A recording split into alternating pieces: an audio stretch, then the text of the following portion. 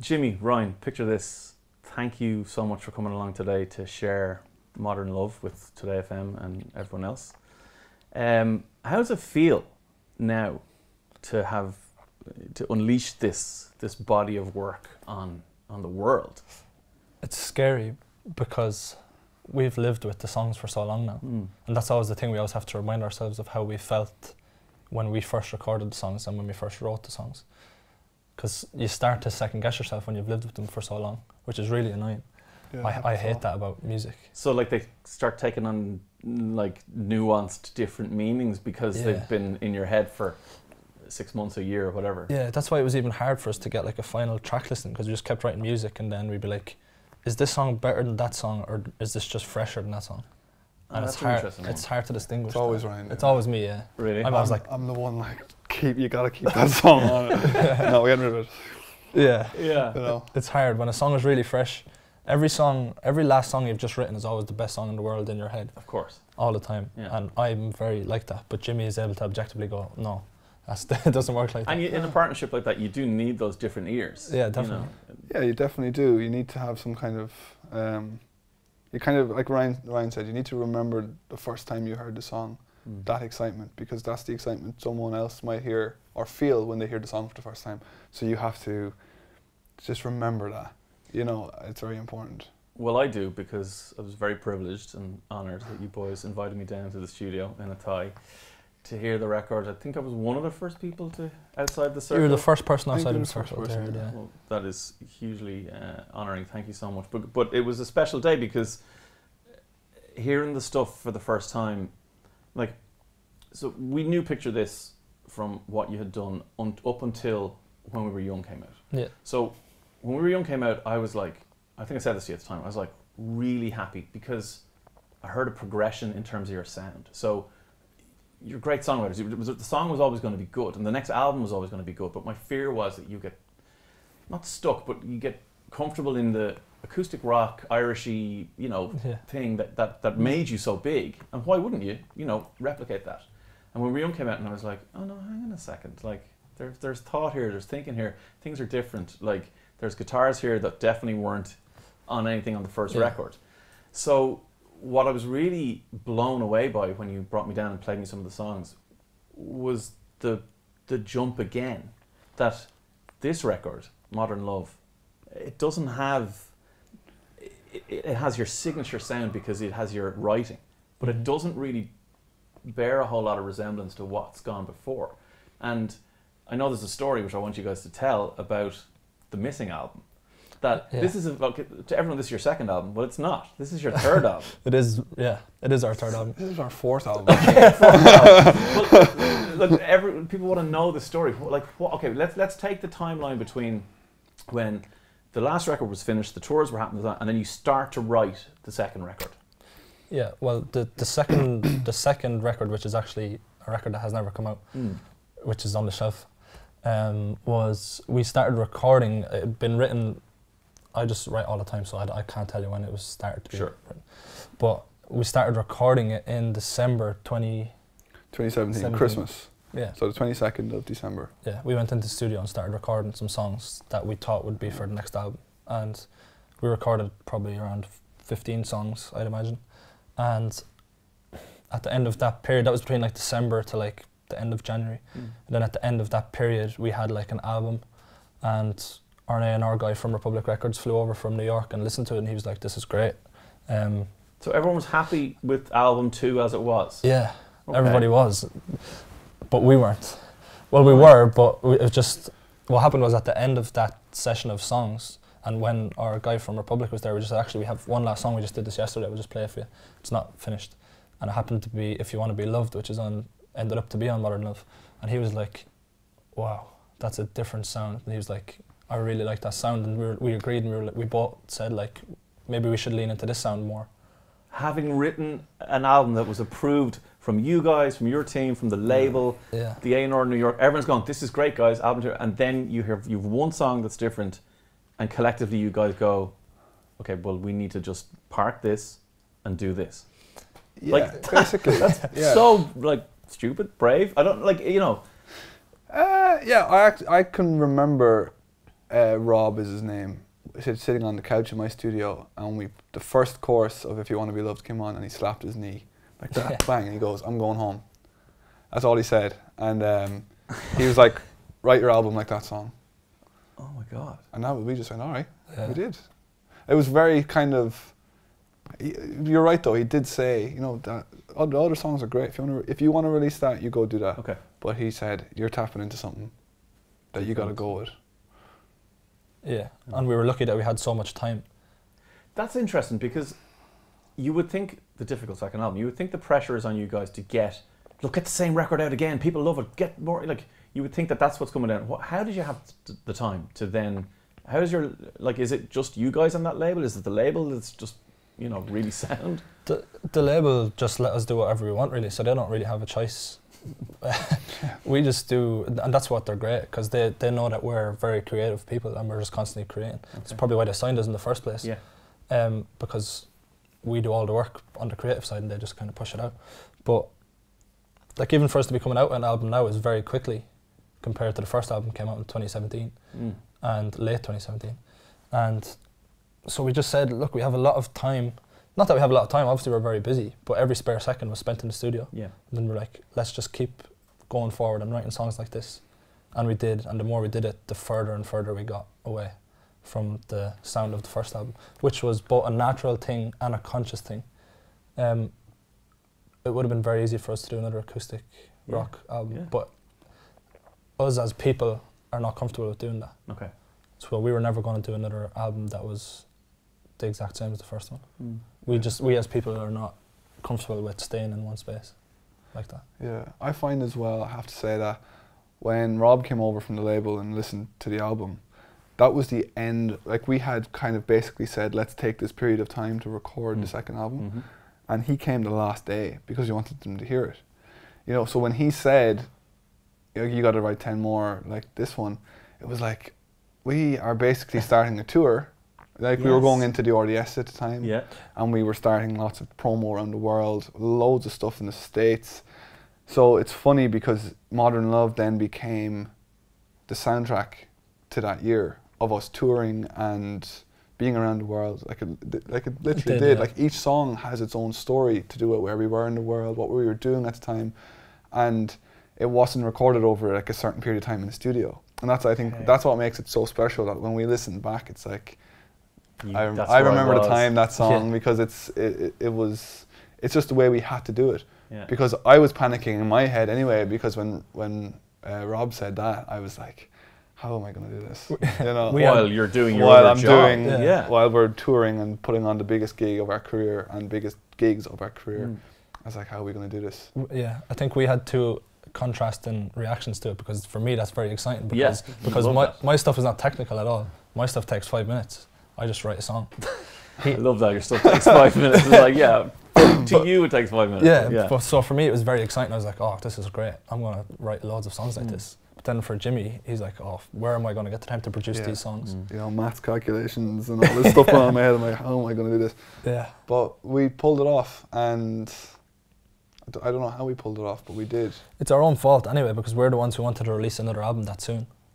Yeah. So we put ourselves under that pressure. Nobody else did. Yeah.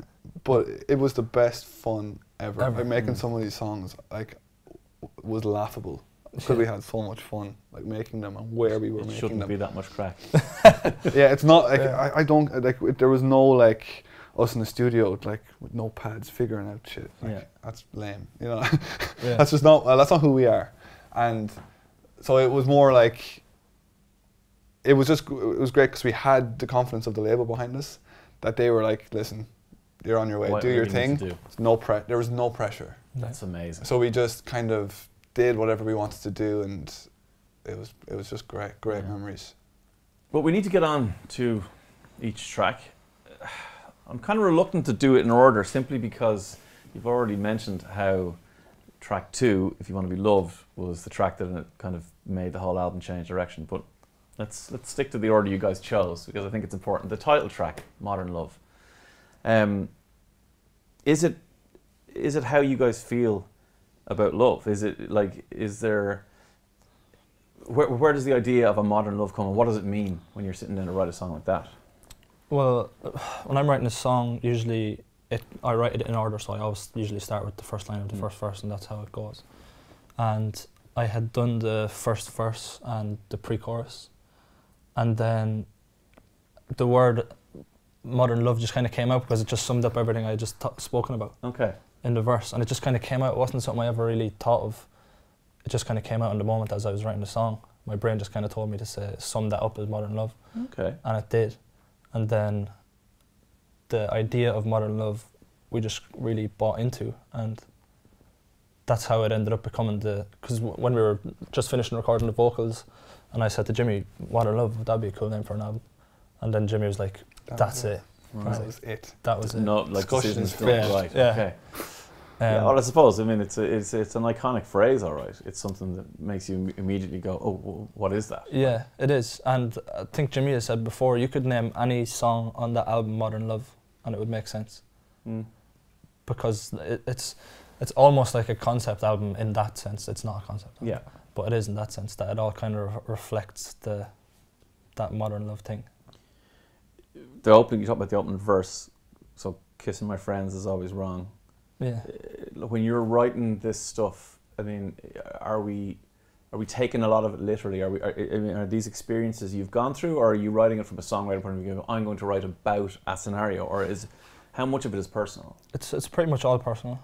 A lot of the time it's dramatization of a situation. Maybe I can, because I am a writer at the end of the day, I can dramatize the situation in a way where sometimes a song that sounds like a love song might only be about a girl that I met in a bar and had a brief encounter with, but I can dramatize it to make it into this big love story. But every song I've ever written comes from a personal place, including modern love. So someone's kissing your friends, Ryan. I mean, it happens. It happens. It doesn't. It makes me unhappy, you know. So when you decided that, had you written the song fully before you decided this is the album title and all that? Yeah, we had just finished recording the vocal. Right. And I said it. So the song was pretty much finished, narratively anyway. A couple of questions, slightly technical things I'm just interested in from a production point of view. There's an affected voice sample in the song. Is that Ryan, or is that Jimmy, or is that a sample, or what are you using in that? That's me. That's Ryan, but Ryan just sang it, didn't you? I just sang it. You were singing at the end of the verse. Oh, right. I was like, here we go, you know, and it was at that moment. That was that very moment when we started messing with sound. Yeah, it was. Yeah, it really was. Like, and I'm almost sure as well that this was one of the most experimental songs. I think the squeak of my studio door is in this song as well.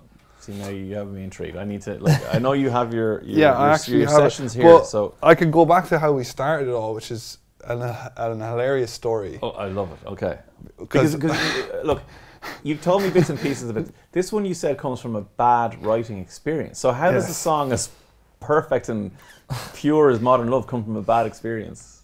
It was a co-writing thing that we were set up to do, and we don't co-write ever.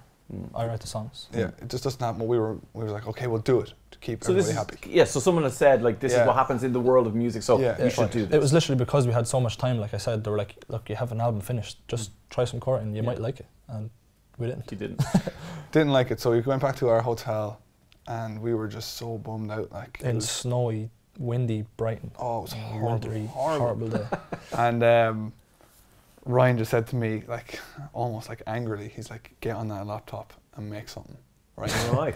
You know, get going on something. And I was like, and I actually made this little riff. And it was... So that's just a what loop. you started with? Yeah, that was a loop. And I took out my phone with a voice note. I was like, Ryan, get up, he's in bed. He got up. I said, sing anything. Sing anything. And he just sang, and that was it. And then from there, we just built the song up. And then, so it was that. And then we added and that's basically the whole song. And the whole song was built on that little loop. That little loop. Okay. And then there's actually a funny story about an Instagram story. Yeah. That you actually leaked. He's leaked Modern Love. You leaked Modern Love? I accidentally. Months ago. Years ago, actually. A year ago. A year ago. Nearly a year ago. I'm the biggest, like, I police everything, and I don't let anything go out on social media. It's always me saying, don't do that, Right. we can't do this. Yeah. And then I went and leaked the fucking song. How did you just, was it in the background or something, or what? I was recording the drums. I was coming up with the drum part. Okay. And I just put the phone down on the desk, and I was like, just listening. I was grooving along to it, because I had never heard the part before. He was just playing it, and I just wanted to save it for like a memory. And then I said, I'm just going to post this on my story, but I'll turn the sound off. Down. And I thought I turned the sound off, but I didn't. So it was on, and it's like a 15 seconds. It's like the whole chorus. It's the whole chorus. The whole chorus. And was there vocals on at that point? Vocals on everything. Oh, hilarious. The song, and some people. Some people copped on. Yeah, I went on to Twitter straight away just because he was doing something, and I just went on and I seen someone post it. I was like, why are they posting that? There's no sound on it. I clicked in the sound on it, and I was like, oh my god. I just messaged that person straight away. I was like, please take this down. Okay. And they did, thankfully. Yeah. I told them they could keep it, just keep it, but just take it down. Yeah. But that was the most fun I think we had making that song, because it's just a fun song to play, and I was just going crazy on the drums. Well, can I just say, because that's something I definitely wanted to add, like, you guys are a 4-piece band. Like, and I know we're talking to the two of you here, but like Owen and Cliff obviously make up a band. Yeah. And this is, you guys played me some stuff, but this, when I sat down to listen to the record in headphones when you sent it to me, there's no mistaking this as a band. Like, you're drumming for your life in this. Like, you can just hit like kick, snare.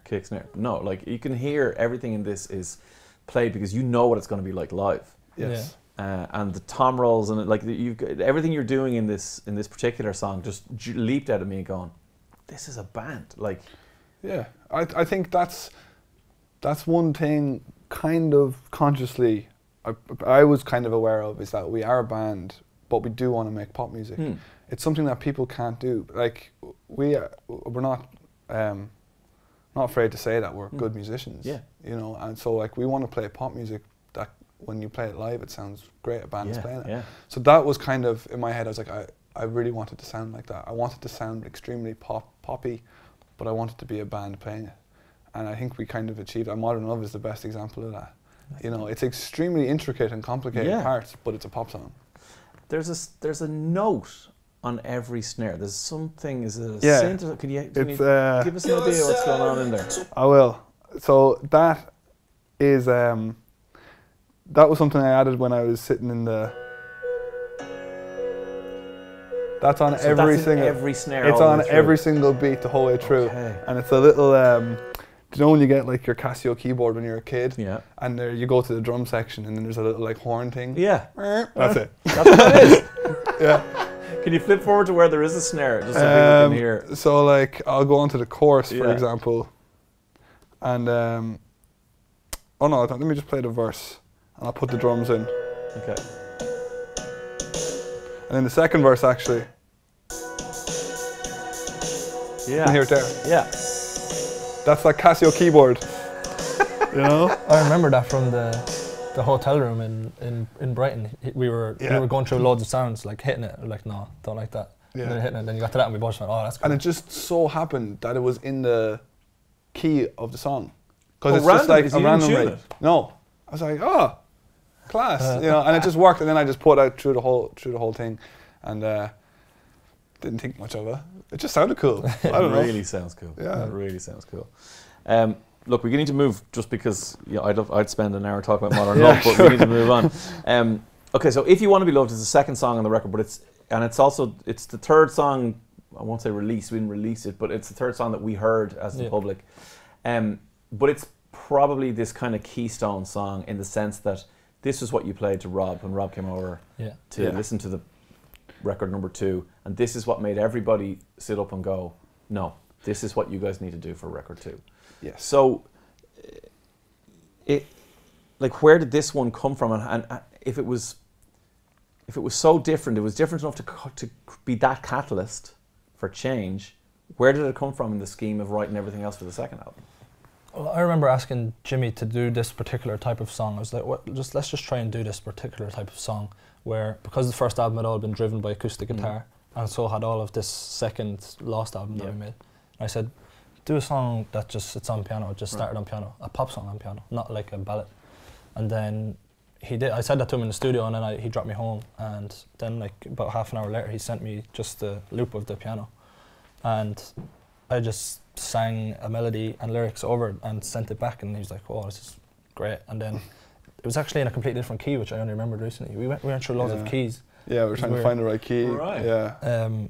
And then, yeah, that song just kind of started to evolve and get further and further away from everything we had done. Yeah, it did. And you know what? I actually remember coming up with that piano part. It's the main piano part, the dun, dun, dun, dun, dun, you know, that you hear throughout the whole song.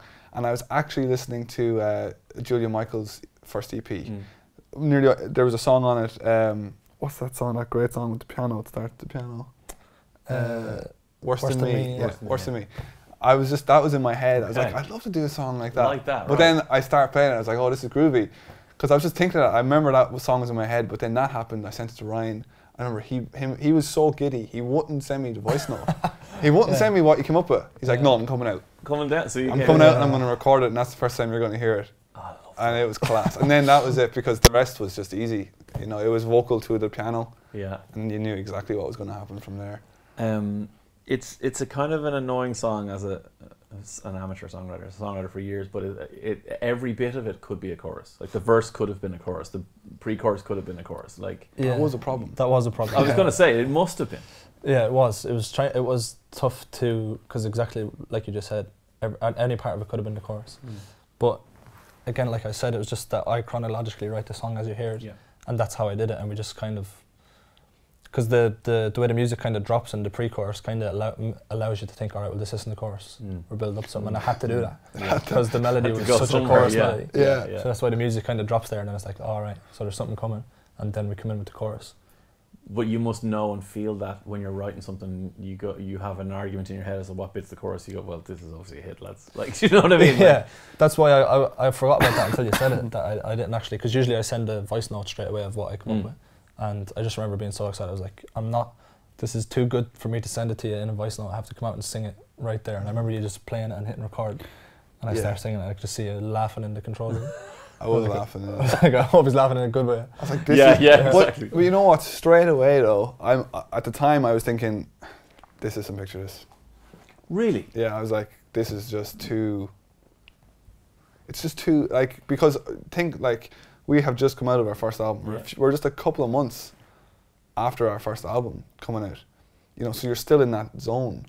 You know, to be playing this really, really big pop song coming from a piano, you know, it's just, it was very different. And it was scary in a way, but it was exciting.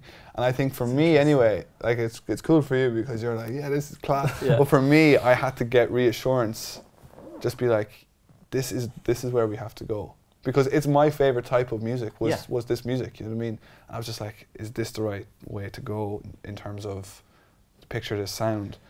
And it took me a while, but then eventually I was like, you know what?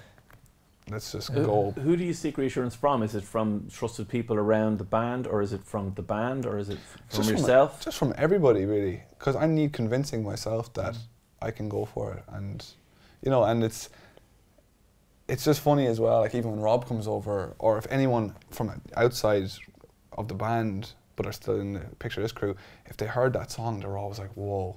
Right. You know, that's when you know, okay, we're tapping into something here. It wasn't just the usual, oh, it's a good song. I know it's kind of back to the same territory, but just very quickly, when Rob was coming over to listen, you guys held on to this song because it was you just written the day before, you're going to play it from. Like, do you think you had an inkling that this was going to change everything? Yeah. Yes. I knew straight away. Did you? Yeah. I think that happens a lot. What Jimmy was just saying, where I keep pushing the boundary. Like we can do this song. We can do a song like that. And Jimmy at first is always like, I don't think we can do a song like that. But then it always ends up being his favorite song.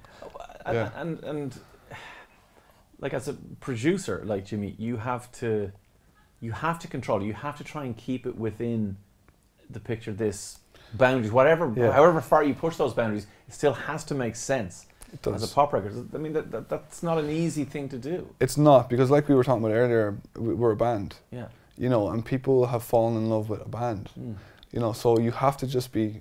I just had to be aware that this is still a band, but after a while, it's like, is Ryan singing on the song, and can you hear him? Great, it's Picture This, you know. Okay, yeah. So you kind of just get to that point where you're like, that's what people want to hear. Yeah. But you just have to make sure.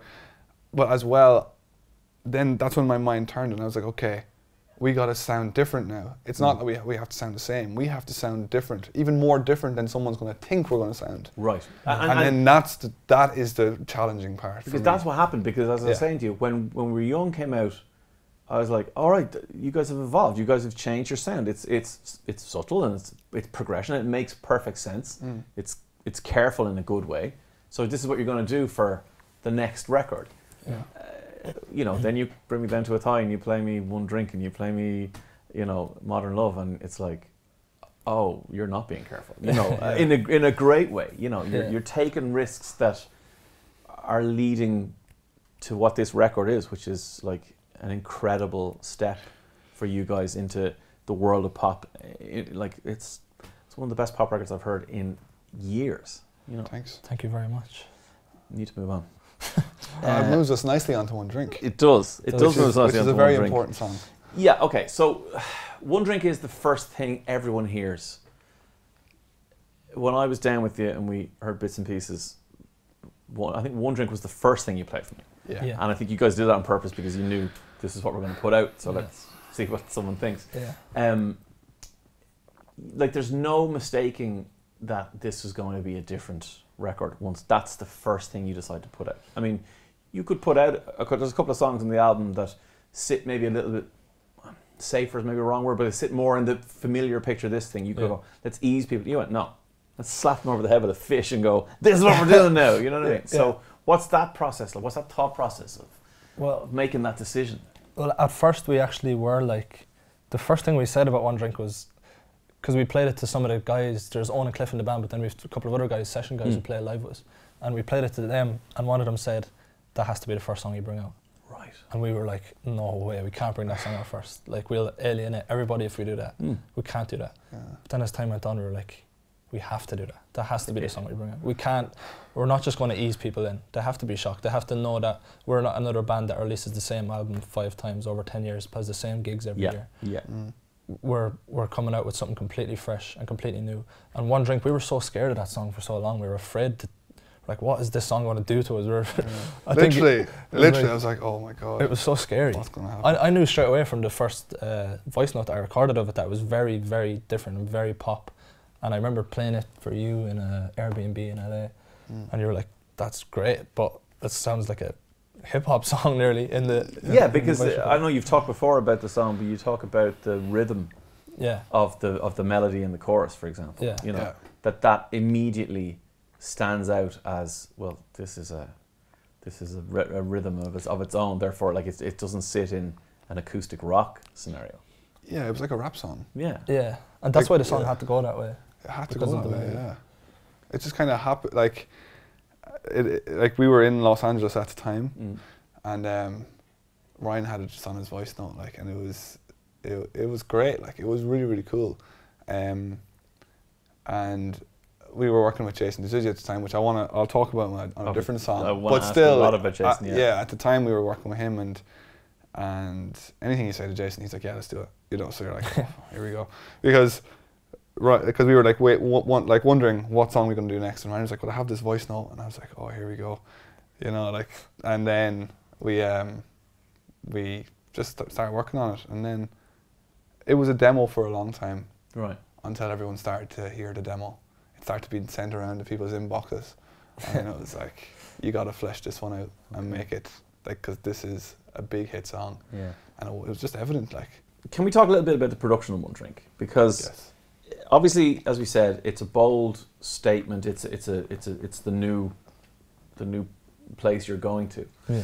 But even within it, as a song, there's a lot going on, and there's a lot of subtlety, and there's a lot of really good stuff. And I'm lucky enough, because I work for a radio station, I get sent, like, when the song comes out, I get sent the song, maybe sometimes the instrumental, whatever. So I'm a music guy, I listen to the instrumental a lot. There's a subtle drink sound at the start of every chorus. I've played it to people and they're like, what? And I'm going, yeah, it's there. Yeah. And it's literally the pouring of a drink at the start of every chorus. And I suppose I'm wondering, it's a really good sound, because it's actually quite an exciting sound. Yeah, it is. And it's like a big crash cymbal or something. Like, it has a really good musical effect. It's not just there because it's frivolous and the crack. Yeah. But whose choice is that? Is that you guys sitting down going, this is a song about drink, we should put in the drink, or is that Jason, the guy you work That with in LA? Or? That was actually Jason. That was Jason, and Jason never told us about that. I had to find it myself when... I noticed it in a mix. Yeah. And I said to you, is that a drink pouring? And I was like, nah. He was like, no. I was like, I'm pretty sure there's a drink pouring. Like, I never added a drink into that song. And he was like, it's definitely there. I was like, I'm telling you, it's not. And then I was like, you know what? And then I went into because the way me and Jason work is I'll send them all this, like, all the recorded samples, and he'll send me back his versions, and back and forth. Yeah. But he sends me back the final ones. And sure enough, I was like, what? And it happens all the time. It does. It happens constantly. Like I don't know where he got it from. I would imagine he just poured it into a sink in his house and recorded it. But it's even what he's done to it post, like the long tail reverb and everything. There's so much production onto a pouring of water or whatever. And there's bottle percussion That's as well, right. which is another lovely touch, because again, like, you know, these things, sometimes these things can be like funny, and that's not necessarily a good thing in a sincere pop song. But in this, they actually really help the song. Yeah, they do. It makes the songs sonically stand out. You know, because we could have made this song like the first album. Yeah, absolutely. You know, but let's make it extremely different. Yeah. Because when people hear it, they're like, oh. At the first time, they're like, whoa. Yeah. You know, great. That's exactly the reaction we wanted. And it's little things like that, like drinks pouring or the clanging of bottles and the synth bass in the chorus that like all blows this everybody. Stuff. Exactly. That's what makes it different. It makes people listen. You boys are from a tie, proudly, and I love the fact that Ryan, you'll often your THs can be Ds, they can be Ts, whatever. Jimmy, you do backing vocals on this, and there's a bit in this: 1 drink, 2 hearts, 3 words, I mean love, and you do 4 times, because again I'm just an instrumental and you're not Ryan, it's just Jimmy. Yeah. And for 3 of them you say 1 drink, 2 hearts, 3 words, I'm in love, and on the 4th one you say 3 words. Did you sneak it? 3. I didn't. I didn't. I was so meticulous about that. I said, know. Whatever. Take 3 out. It wasn't me. No, it wasn't me, because I tell you, we had this argument. I had this argument so many times. And I recorded the 3, not the 3, the 3, and I sent it to Jason, and I said, Jason, because at the time he mixed the album. Jason mixed the album. It's like, Jason, you need to replace the 3 with this one. Yeah. So I sent him the sample. It wasn't me. I did send him the new one. Now, unless he was like, I prefer this 3. But I said it to him like 3 times. 3 times. Don't put it in as 3, because I recorded it as 3 and then I re-recorded it as 3 because I actually thought 3 sounded better. But I'll be honest with you, in the mix you can't. It's only when you pull Ryan out you can hear the 4th one does say 3. It wasn't you. It wasn't you. Now, there's a background vocal on the second half of the choruses, and I love the way on this record, throughout a lot of the songs, it's really tough to make out what some of the vocal samples are actually saying. Like I think you've done it on purpose. It's not clear. Is this one? Is it Modern Love? What is the lyric? No, it's actually not Modern Love. Because that's what it sounds like to me, and I've listened to it a bazillion times. It's which bit is it? It's the post. Pouring. Oh yeah. Pouring. Oh. Pouring. Oh. Yeah. Okay. Oh yeah, this bit. Yeah. Yeah. Okay, so it's the bottle on my heart that I've been pouring. Okay, right. Because I was going, is this a really? Were you guys doing that thing that Sting does, where he'll write like a song in 1978 and then he'll reprise it somewhere in 2004? You call the album Modern Love, but put Modern Love in the first single somewhere. Like I didn't know what you were doing. That was something Jason manipulated. I think you sang that. It's like you sang it in Jason's sitting room, on something on his little microphone. The first bit is pouring, and then the second bit I don't know what it is. It sounds like I actually don't know what it is. It's one of my vocals. He just sounds like love or or something. Yeah, he just made it. And we were like, that sounds cool. At one stage, he actually wanted to call the song Pouring. Jason was like, it could be cool if you call it Pouring. After he did that. Yeah. I was like, no, it's 1 drink. No, 1 drink, in fairness. Yeah. You called it a breakup song you can dance to. Yeah. Yeah. I mean, that's pretty cool. Like, because a lot of breakup songs obviously are sad ballads, and that's fine. But this one, you really can dance to it. Yeah, and I find a lot of the time female artists are amazing at doing that. Breakup songs, like empowering other females. And I was like, there's not that many songs from a male's point of view, that's like a breakup song that is like empowering, because usually it's the man crying about the girl and she's left him and he's sad, which is great. But I just wanted to do a breakup song that you could dance to from a male's perspective. Yeah. And it's kind of it's just an empowering song when you actually listen to the lyrics. It's about like, everybody's gone through this in their life at some stage, and I think a lot of people can relate to it, and there's lots of songs like that, but I was like, let's make a really relatable song that you can also dance to with your friends. Yeah. Or that you could hear in a nightclub, or you could listen to on your phone. And it's obviously been out for a while, and it's at this point in time, it's the only single. Yeah. And the record's about to come out.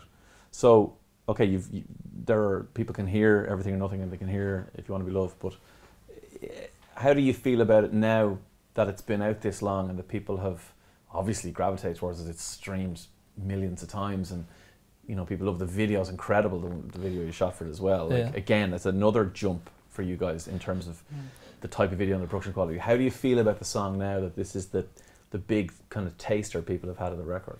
I still absolutely love that song. I'm in love with that song, because I'm very proud of it, that it was the song that brought us to the new level and to the different level, and I'll always look back on that song very fondly, because it was such a big risk for us to take, to come out with that song after the first album, and it paid off.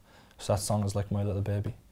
And like you were saying, sonically we were doing something very different, so the video had to reflect that as well. So we consciously did that with the video to make it look a lot different than we had done before. The whole thing had to be one kind of aesthetic change. It definitely was. Nevada is the next track on the record. I heard Nevada that day when you played me about half of the record. It's actually more than one drink. It was the song that stuck with me. Right. I don't really know why. One drink is a much more a quicker to kind of react song in your brain, but there was something about Nevada that just leapt out and stuck in my head, and that hasn't changed. It hasn't changed now. I've had the album for the guts of a month. I've listened to it. Yeah. I don't know how many thousands of times. I think people will be the same as me when they hear the record, and they'll find themselves singing songs absent-mindedly. Nevada's one of the ones that jumps out. What is it about this song, do you guys think? I don't know. It tends to get that reaction. Anybody that kind of hears the songs, Nevada seems to be a favourite for people, which surprised me, because it's not a in-your-face pop song. No. And it's not necessarily well, it is a hooky song, but it's not an obviously hooky song. I don't know. I think it's the feeling of the song. Yeah. I think it's just the general feeling that song gives you, and it's a song that anytime I personally, and I know Jimmy's the same, anytime we think of that song, I think of the desert, because we were on a bus going through the desert in Zaragoza in Spain. Right. And we stopped off at a filling station, and for some reason I was listening to it. I had recorded it on my phone, and I hadn't shown Jimmy, and for some reason I was listening to it. And actually, I was asking you a question about it. I was like, what chords am I playing here? Because I don't really know what chords I'm playing. Okay. I was like, what chords are these? It's just so I could remember. And he was like, what is this? I've never heard this. Yeah. And he was kind of like, show me that. And he just listened to the song, and then he was like, you have to finish that song, do something with that song. I remember exactly where we were. We were just standing outside the bus. It was really sunny, middle of the desert. And Ryan just had he was just like, can you just figure out what chords I'm playing here? And I was like, how have you not showed me this before? Like, how have you not shown me this? It was the verse and the pre-chorus into the chorus, like first, just a voice note playing on guitar.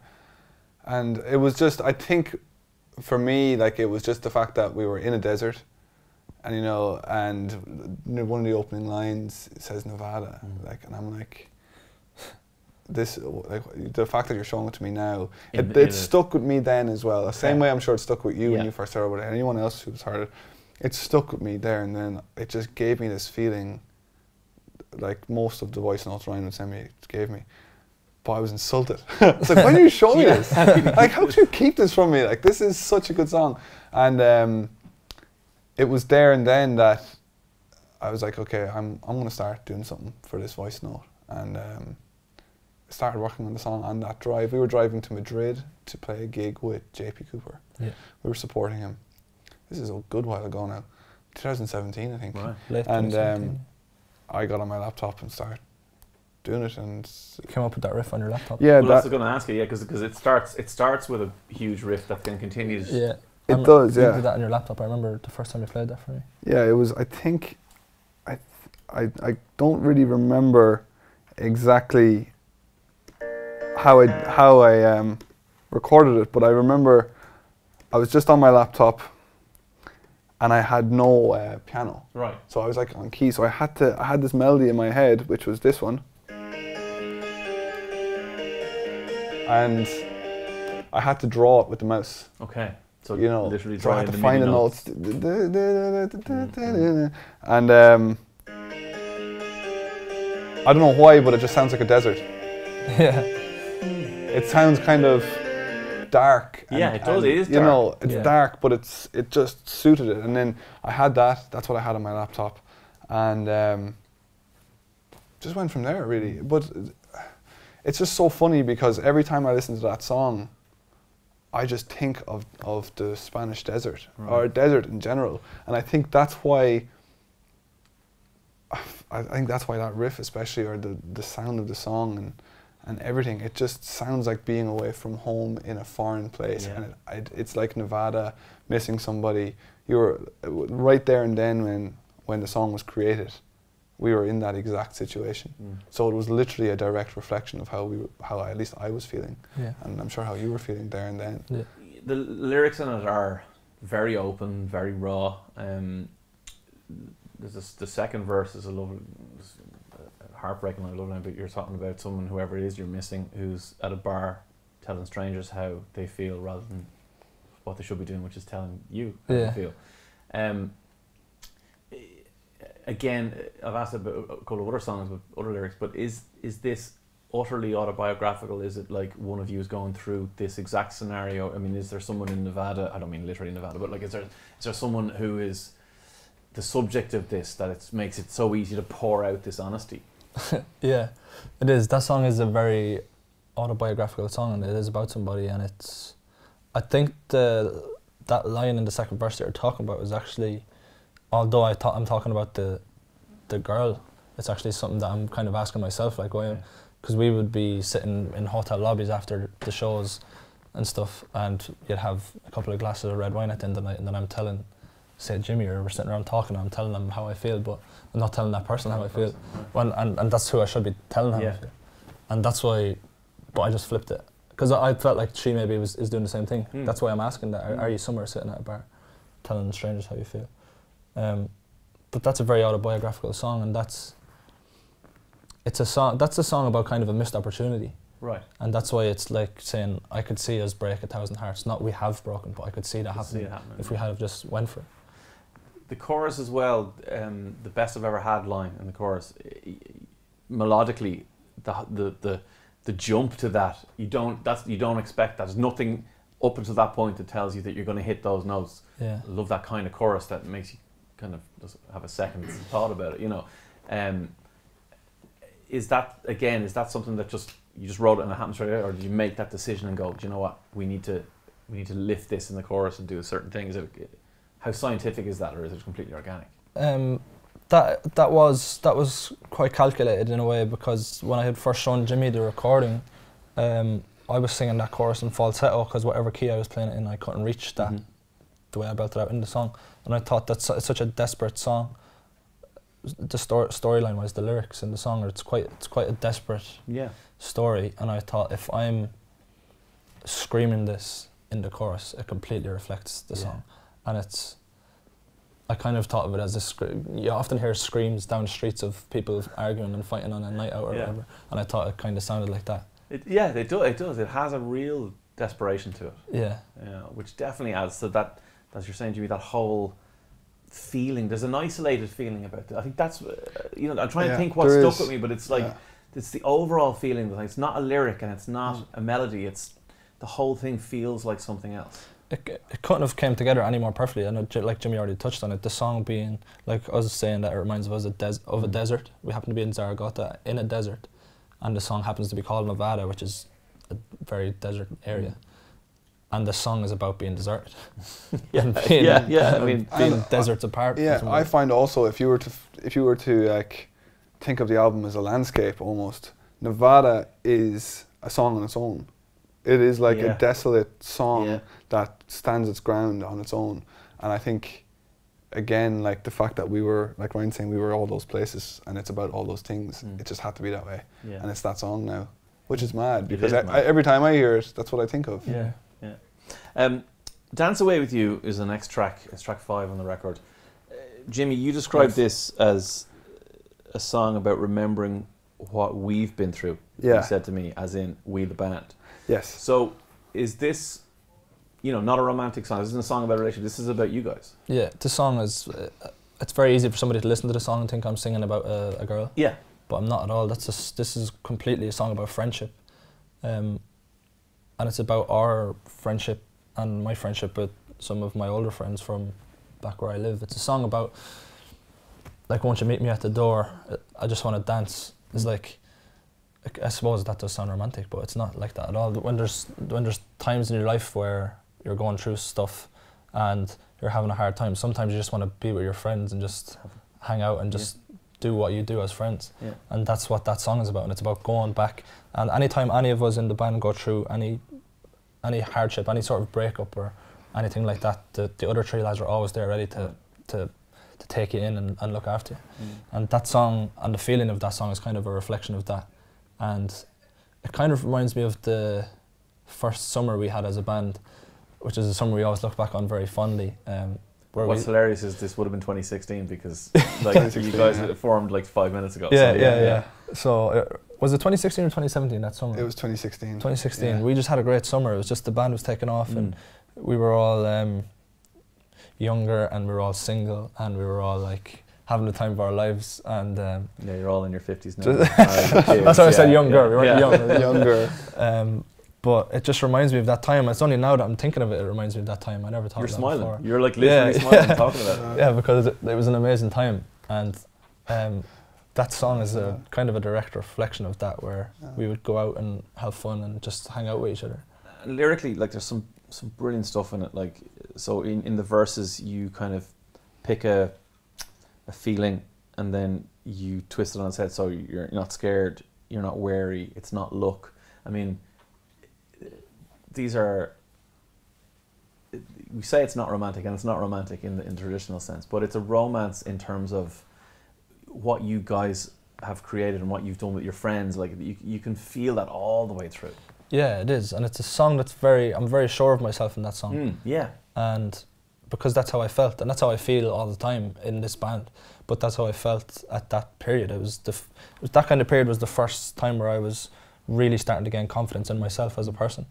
And that's why those lyrics are really sure. It's like, I'm not scared at all, and stuff like that. And ain't it lucky how we stayed out late, because I really started to really live in the moment, as cliche as that sounds, but I really did, and not regretting things that you did, and just kind of growing up. I was kind of growing up in that period, and it's actually only talking about it now that is a direct that song is a direct reflection of that time in my life and in our lives, and the life of the band.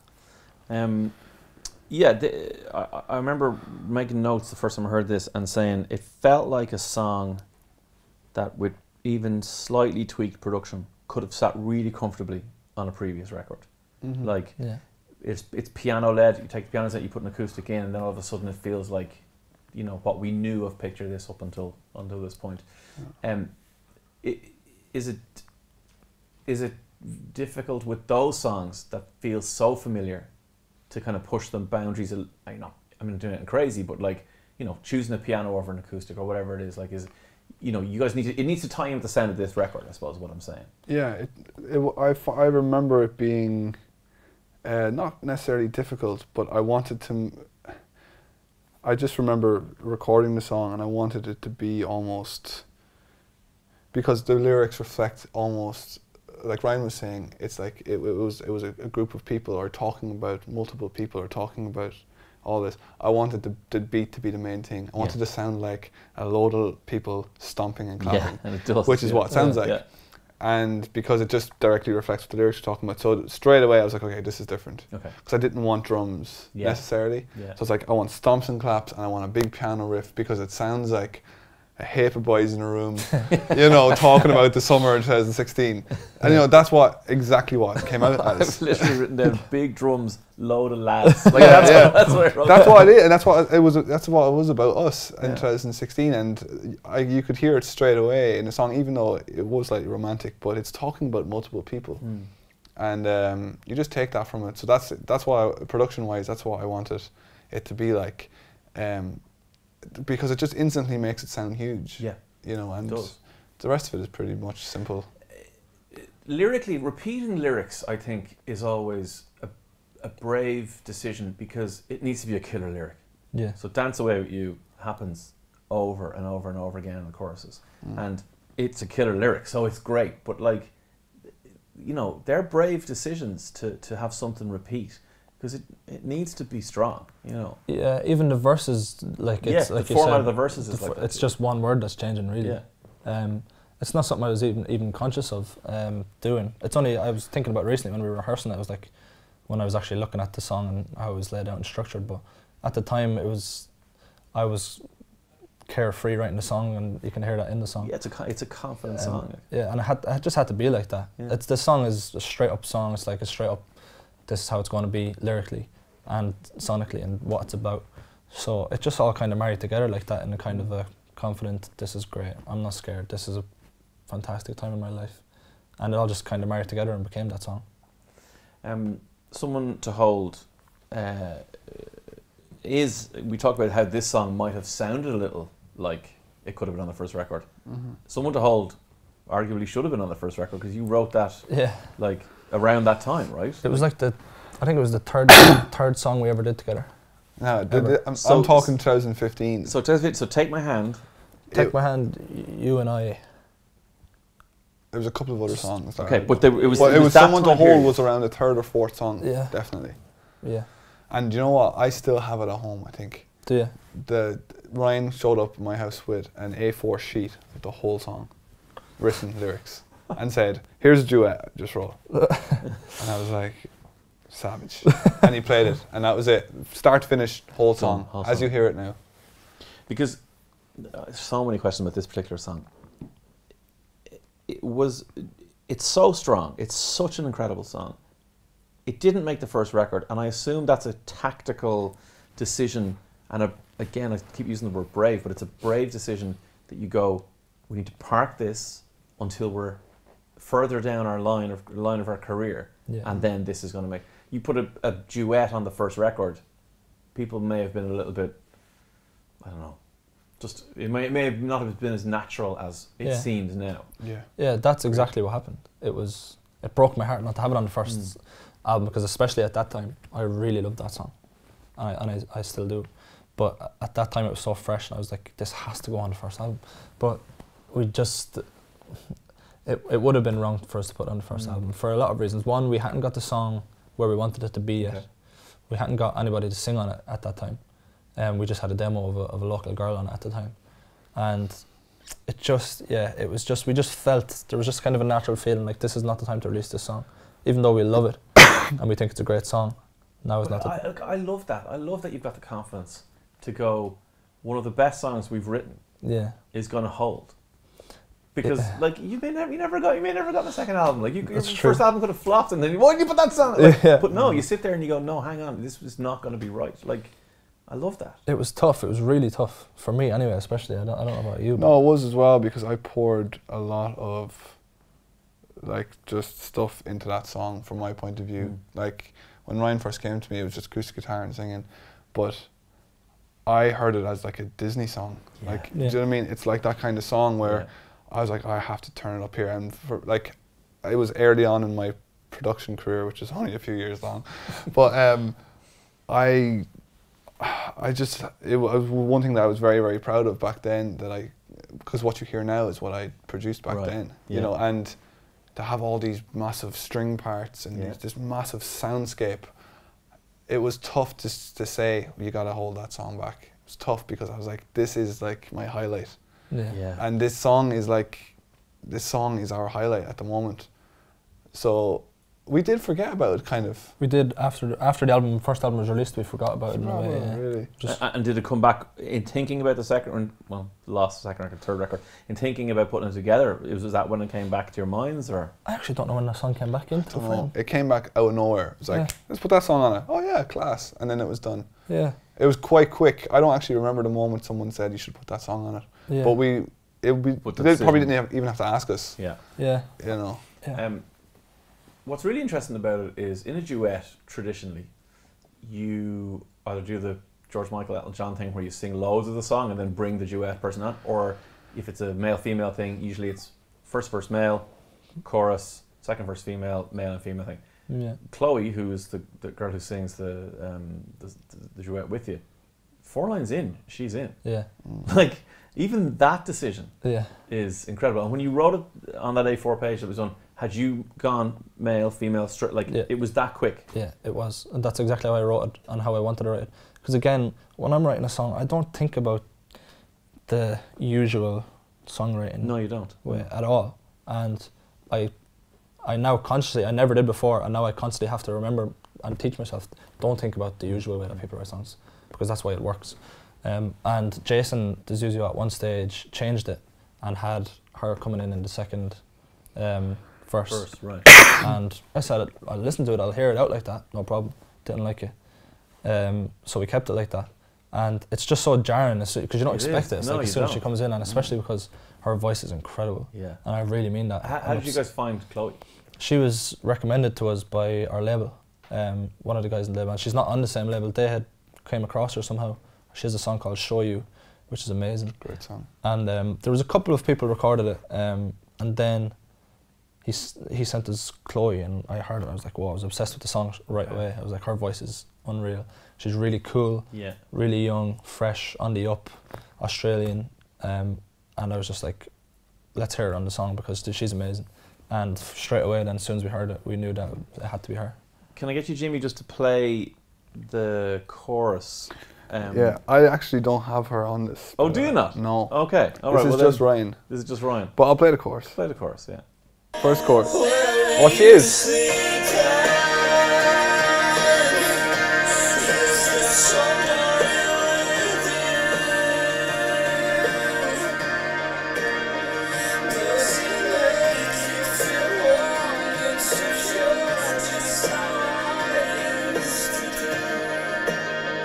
Okay, so my question is, so when you're recording a duet vocal, and I presume Chloe's not in the studio on a tie with you.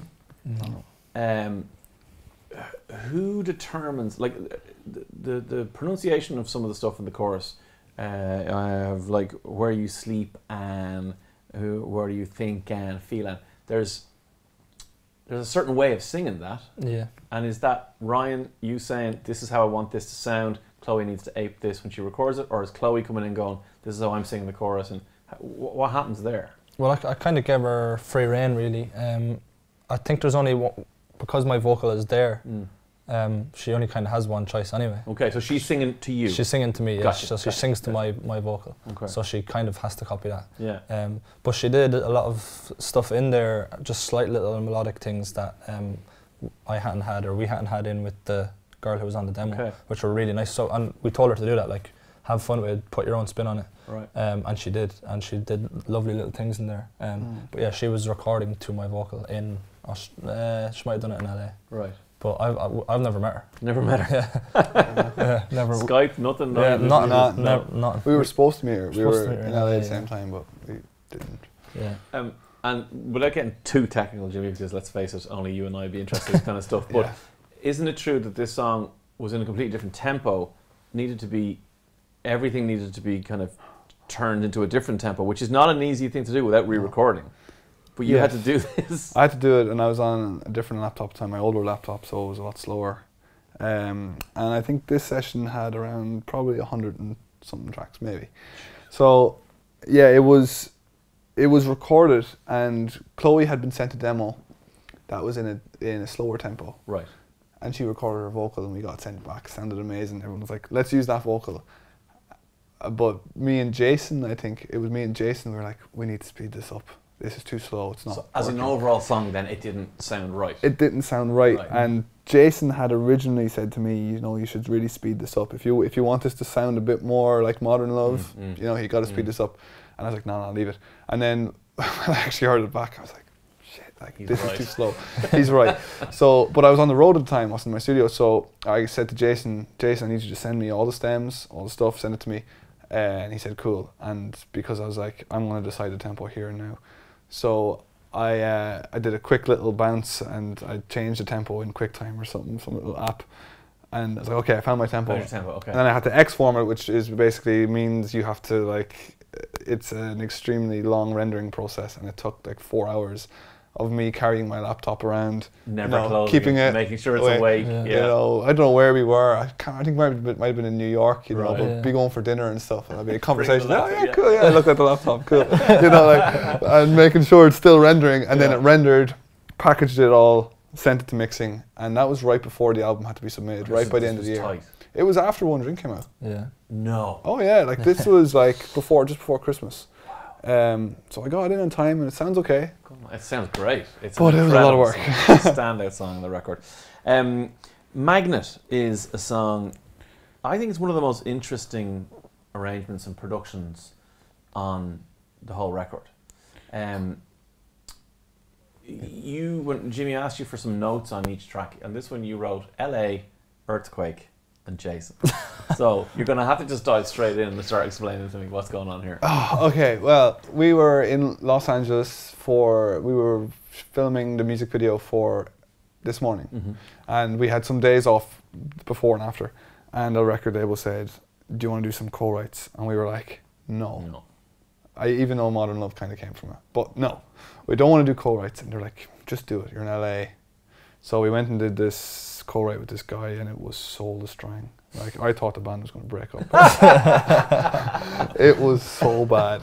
And It took us like 6 hours to do a verse and a pre-chorus with the guy, and I'm like, And do you think that's because of how you guys work?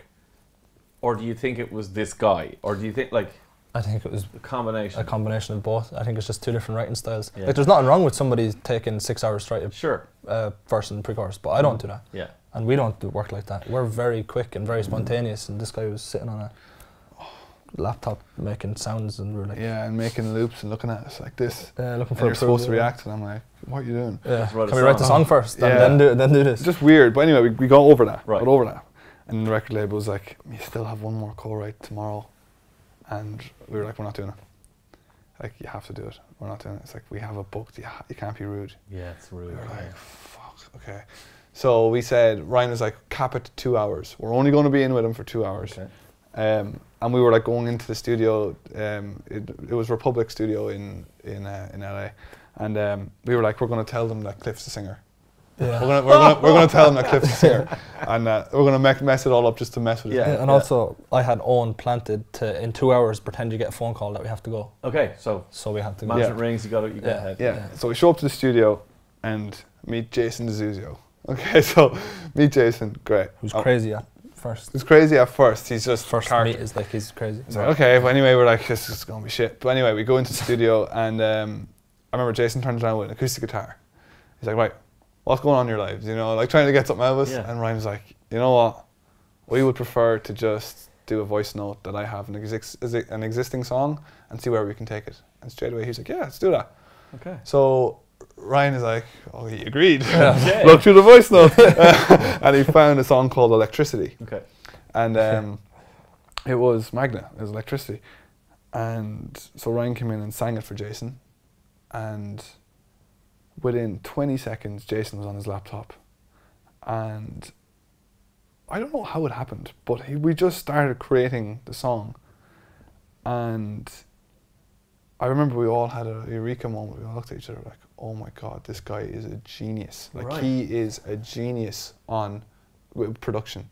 He's on a laptop, and the sounds he was creating. I was playing a little acoustic guitar, and he was just holding a mic to me, and I'd play a riff, and then he turned it into this soundscape of like of something. You know what I mean? He's so good at production, and he was just really quick on the laptop, and we were all looking at each other. And I remember you were like, can someone ring the label and tell them to extend it? Yeah, I said to Owen, Yeah. don't come in after Don't 2 go hours. for 2 hours. Yeah. Ring them and tell them about another 2 hours. Yeah. Yeah, extend it. And it was so good that an earthquake happened. And we didn't even know it was happening. We didn't know. We were in the studio and I was just like, this sounds incredible. Like, this was a voice note and a little acoustic guitar riff that I was playing. And he has created it into what you hear now. What you hear now in the record, like. And an earthquake happened and the studio guy came in, opened the door in a shock, like, is everyone okay? We're like, what? We were like, what? There's an earthquake happening. We were like, cool. Okay, I'm recording my acoustic Yeah, guitar. but I remember Jason just looking at him like, all right, and turned back around. I was like, this is insane. And then that night we were driving home. We had a house in Westwood in LA, like, and we were just driving home, and we were just listening to it. Like, this guy is a genius. And then we asked the label, can Jason do the whole album? We asked him, and he said, yeah. We had 2 days left in LA on that trip, and we were like, can we get in another day with Jason? Doesn't matter what time, where, we'll do it. We wanted to And do we it. did. Yeah. And that's interesting because your previous experiences, as you said, in Bristol and then in LA had been so bad that you just find the right human being and then things change. Yeah, absolutely. And the thing with Jason is he's a facilitator of our creativity, not a killer of it, which the other two guys happen to be. And again, nothing against those guys, that's just the way they write. But Jason's an amazing songwriter, but there's not one lyric on this whole album that comes from anybody but me. Gotcha. And that gave me so much confidence for me to be in a room with a guy who's written all these songs, like he wrote Thunder for Imagine Dragons and all these songs. And for me to be in a room with a guy and he'd never corrected a lyric I did once and never said, you know what, that's not really that good enough.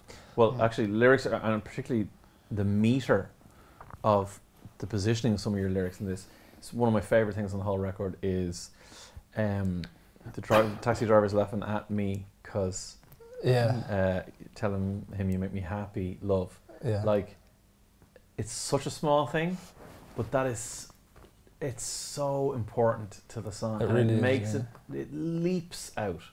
The whole song is elevated by the position of cuz and love. Yeah. And again, is that something you sit down and kind of decide you want to do, or does it just come out of your writing?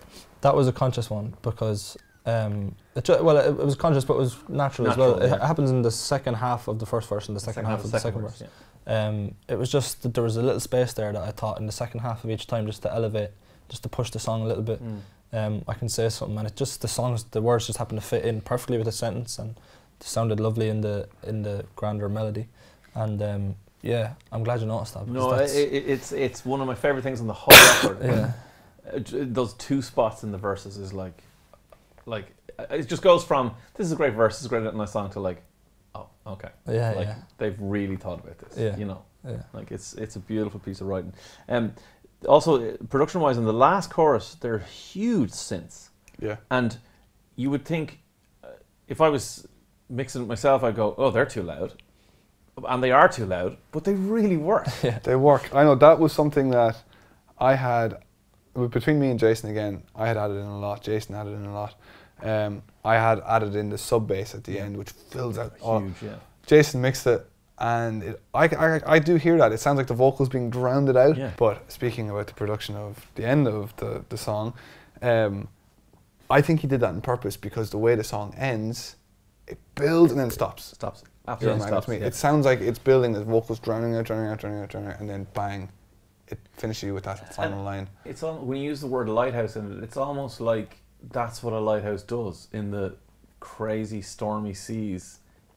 It's being drowned out, but every now and again it pops through, and you know where you're going. Like, exactly. It's like there's a level of genius of operation here, like, you know. Yeah, it's something we really enjoy doing, and we get a great thrill out of the production reflecting what's being said in the song. That's I absolutely love doing that.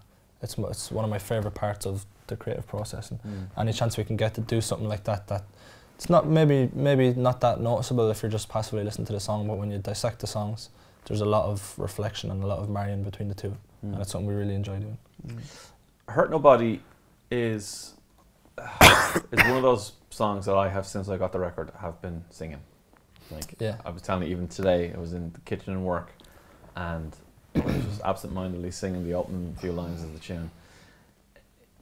When you write this song, do you know, again, straight away go, like, okay, we're onto something here, or is it a slow process so you get through things? You seem to do things really quickly. We do things very quickly, and this song was slightly different in that it was the first song I've ever done on GarageBand. I just got a laptop and I just got like a little keyboard, and the first thing I ever did on it was this. How much of what we hear now is what you created then? Can you play the? I can, yeah. It's this. That, yeah. That was a little GarageBand loop Ryan had. No way. Yeah, I just did it because it was all I could play because I can't play a piano Yeah. at all. So I just did that, and then I had the vocal Yeah, the melody vocal over melody it as well, over. and I had the background vocals and stuff. But you had to record it some way. It sounded so bad. It sounded terrible, but I had to get it down. But it's okay. It sounded so bad, I'm sure. But like, did it contribute to the overall production in the long run, or was it like, oh God, burn that and we'll do it? You know, like. Oh, it was. It was yeah, it was. It was that line That's and it was the I can't take it in the back. That was my background thing that I had to record really badly and through the laptop. Yeah. So for me, it was quite fun because it was the first time I had ever did anything like Produced, that. yeah. But it's not something I'm really that into anyway. Okay. I kind of did that and I haven't really done anything on GarageBand since. I don't really get a thrill out of that. Okay, so for people who obviously will be listening to the song now, so in the first verse you sing and then you sing, I can't take it, I can't take it, I can't take it. Yeah. In the second verse, this is utterly affected and changed, and it drops in, it pitches 2 octaves down or whatever, and it slows and it almost doesn't sound like the words anymore. Yeah. Like that affects the second verse so much. Yeah, it does. It was a dynamic that we wanted to do, and that's something we do quite often as well, where the first verse, there has to be something different in each section of the song. So the first verse, pre-chorus, chorus, alright, now something slightly different in the second verse, something slightly different in the pre-chorus, slightly different in the second chorus.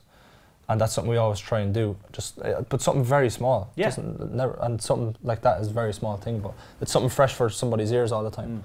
And it's something that we consciously do a lot. And One Drink, and we're not going back to that now, but that particularly has a lot of that. Yeah, it does. Stuff like is dropped in, dropped out, and you've things all the time changing in there. Yeah, if you listen back to any of them songs now, you'll notice something slightly different each time. Yeah. There's a line in it where it says, I saw the pictures on your phone. And then there's the sound of a phone locking. Yeah. Like, it's so genius. Like, does that come from a discussion with you guys? Is Jimmy's that you produce and just going, that's what I'm going to put into Jason? That's Ryan. You, Ryan? Yeah. It was actually Jason wasn't really involved in this one. No. The last couple of songs, that next 3 songs in order, were pretty much you guys. Us two. Yeah. That phone lock was Ryan's idea. Yeah. And it's my phone and a mic. It's Jimmy's phone. Yeah. I tried to look for a sample online, couldn't get it. Just do it. Just do it. It's just stuff like that goes back to what we were saying about those little reflections in the production of what's being said in the song. And it's the song is called, or the album is Modern Love, and people banging on about phones and everything all the time. But this album is actually is kind of accepting that kind of thing and saying, right, we'll get on with it. So to have the sound of a phone in there to reflect it was kind of a okay, Modern Love is a modern song, it's a modern album, but this song screams 80s. Yeah, this song screams Peter Cetera. Yeah.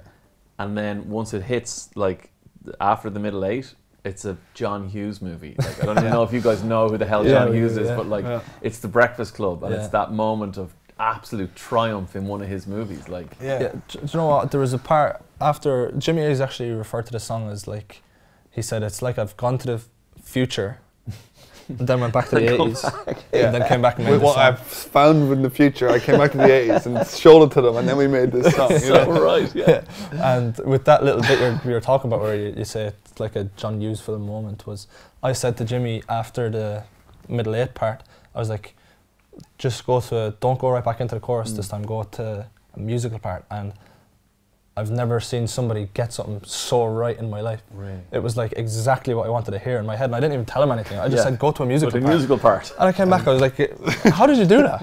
It was exactly what I wanted to hear. It was incredible. I love that happens all the time. That was class. And a great fact about this song, which I love, is that 90% of the song up until the last chorus is all done by voice.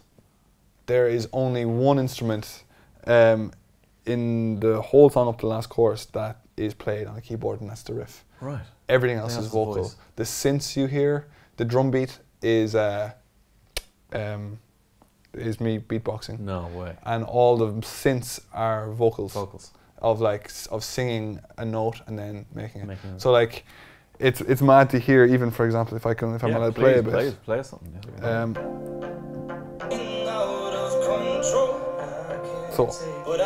So all that pre-chorus is vocals. So what you hear.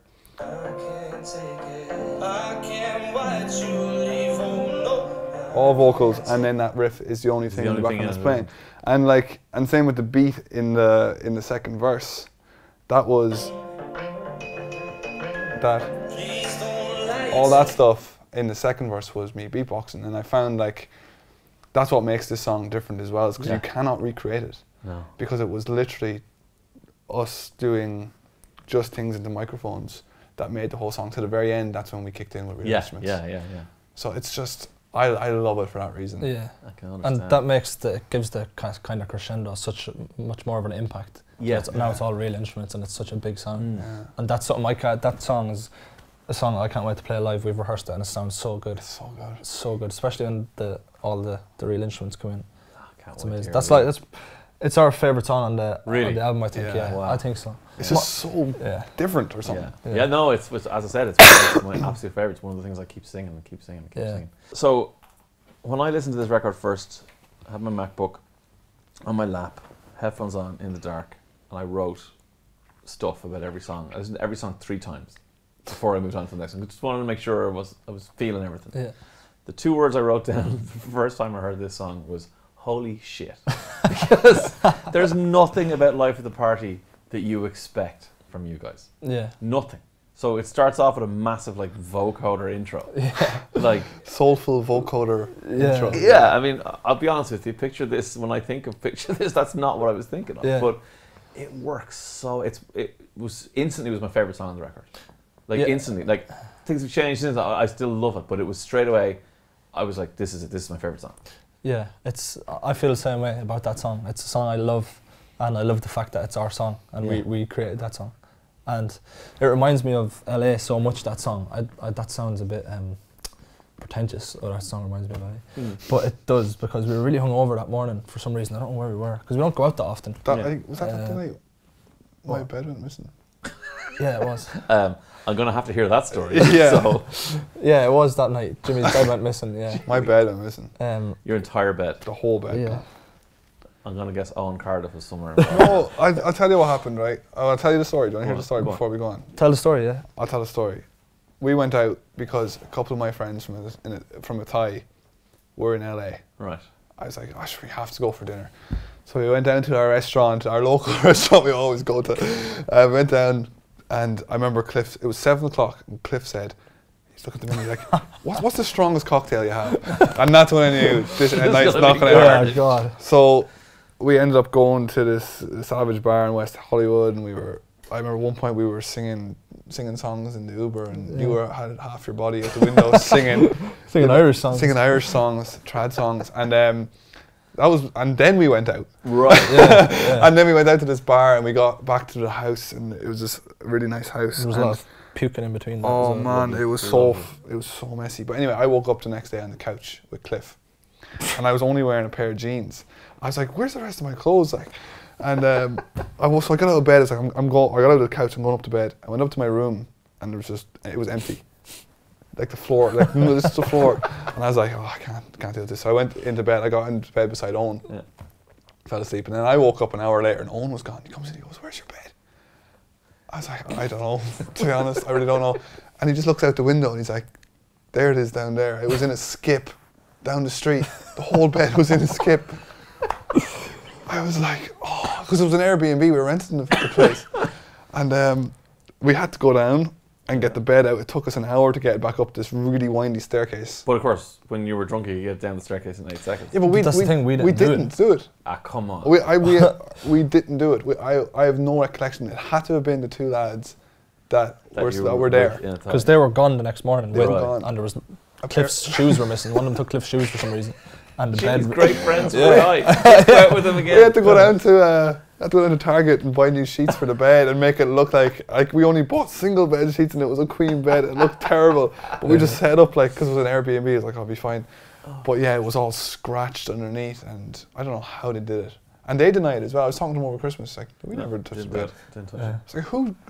But anyway, so we get up and all that fiasco's over, and we're just, I've never been so hungover in my whole life. And we had to have we had a session with Jason. Yeah, and yeah. So what song we write today? Live at the party. Yeah. So that's where that comes from. Yeah. I completely forgot that was the same day. Yeah, that was the next morning. Yeah. I was dying, and I remember like Jason was like being creative, and I was sitting like that. Yeah. Just the whole time. Like any decision he made, it's like, yeah, fine, whatever. I'm not really involved in this one. Usually I'm like, no. But I was like, do whatever you want. I'm not listening to that. Lyrically, the song, I mean, it sounds like it could come from a hangover. Like it's got fear in it. I think that song is about, do you know that feeling when you're hungover and you say you're never going to drink again? Right. And it's about being, it's like I can't be the life of the party anymore. I can't do it. I just can't do it anymore. I don't want to talk to anybody. I don't want to talk to anybody. That's what that song is about. Okay. It's like, yeah, going out was fun. Alone. Yeah, just, and sometimes you get in that mood where you don't want to talk to anybody, and it maybe sometimes happens when you're out. It's like, just leave me alone. I don't want to talk to anybody. And that's not a thing of like, I'm not talking about people coming up to him on the photograph. That's fine. Yeah. I've been like this since I was 12 years of age. Like, stop talking to me. I don't want to talk to anybody today. And that's what that song is about. That song is a very like, fuck you song. It's like, I don't care. I'm not being the life of the party anymore. I can't do it. Not today. I will tomorrow. Just not today. I can't do it today. And that's what that song is about. And yeah, that's what it's about. I love it. I love Jimmy's. You've won't get hurt. Yeah. Yeah. That's live. I'm dying for that. I wanted just to do that. I just heard that in my head and I wanted them to do it. Yeah. This is how meticulous we are with the production of the songs and with the writing of the songs in general. That has been moved probably 5 or 6 times where it is, because I was like, I could hear it in my head, but I just couldn't do it for some reason. Right. And I just asked Jimmy, I remember just texting to him saying, can you do this, put it into the song? I was like, no, not there, put it here. Yeah. And then he'd do it like, and he's like, here? I was like, no, not there, here. And then every time it just... Yeah, that was fine, and we got it right, and then we sent the stems to Jason to be mixed, and Jason moved it. Yeah. Accidentally. Right. And then it was like, Jason, can you move it? Exact same thing again. No, here, here, no, here. Yeah. There's so many times with things like that where I'll say it to Jimmy and he's like, it doesn't make that much of it. And I'm like, just please, because I have to listen to this song for the rest of my life. Bear that in mind. Yeah. Nobody else has to listen to it for the rest of their life. I do. I have to listen to it. I'm massaging my head at the time, like, how am I? Especially in, like, when it gets to the mixing stage of a song, I'm like, can you just, because usually Jason sends the stuff to Jimmy and then Jimmy forwards it to me, and then I'm like, can you just change this? And Jimmy's like, it doesn't really matter at all. Like I'm like, can you please just do it for me, please? Yeah. And it happens every time, and I always seem like, right, I'll do it. All right, I'll just do it. Every time, every single song is like that. Don't talk to me again. We were chatting. We're here in Camden Studios. We were chatting in the kitchen a little while back, and there was a little conversation. You turned around to me and went, "Are you singing Broken?" And I was. Yeah. And I wasn't consciously singing Broken because I was standing beside you guys. It's because I listened to the record a lot in the last week or so. And Broken is one of those things that I sing all the time because it's just got such cut through. There's so many memorable things in that song. Yeah, and it was the last song on the album. It's the last song we did. Very, very fresh. Broken, One Drink was out by the time we finished that song, was it? Yeah, it was. We were...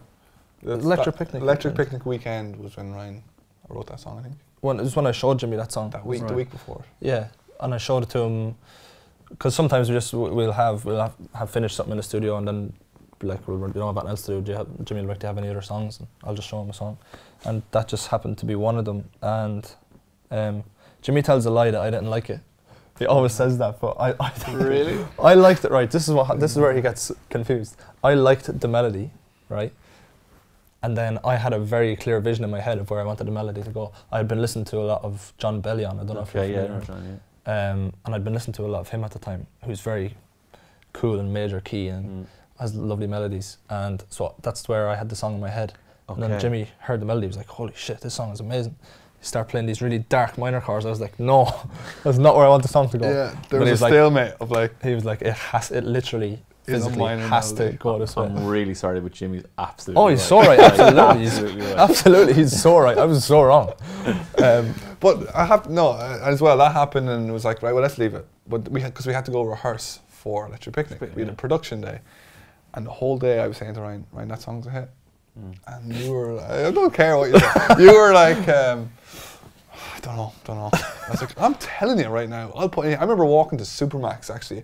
On our break, there's a Supermax, and we were walking to it, and I was shouting at him behind me. That's a hit song. I'm telling you, I'll put my life on that hit song. I was like, I don't care what you think. I'm producing it my way.